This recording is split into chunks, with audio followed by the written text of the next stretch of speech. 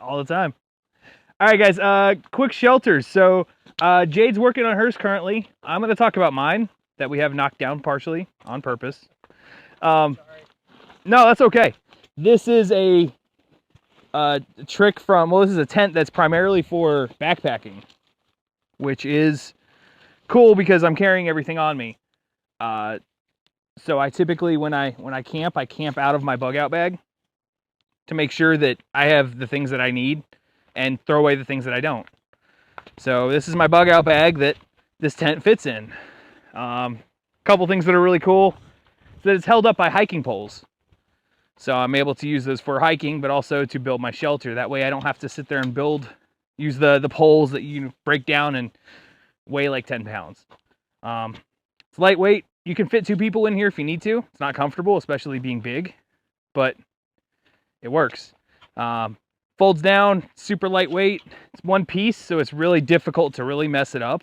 You don't have to worry about losing a rain fly or anything. It's a couple guy lines and 2 poles, and you're basically set up.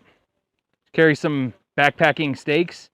Preferably don't camp in gravel because it's really tough to get those in the ground. But that's really it. That's Big rock helps. Or a hammer, yes. It's very clutch. But it's really lightweight. It keeps you out of the elements, and it's quick to break down and put back together, and yeah. How much does something like that cost? This is a $50 tent.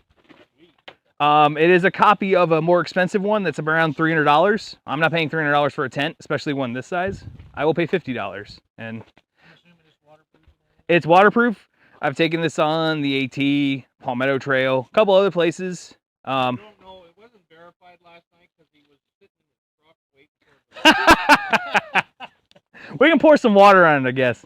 But it's made by a company called River Country Products, and I've had this for going on 3 years and probably about 30 different hikes and stuff. So that's my solution to a problem. There's also, I mean, a lot of times in my bug out bag, I'll carry a tarp for a tarp shelter, which I think Jade's actually building. So I will break this down, give her the mic, and let her talk about it a little bit. Okay. So, good job. Thank you, John Polito. Okay. Hello, I'm Jade Mandersma. I'm here to show you shelter. You need 3 things. You need a rope or paracord, your tarp, and stakes, and that's it. It helps if you, and tree, so 4 things. You need a tree to tie from.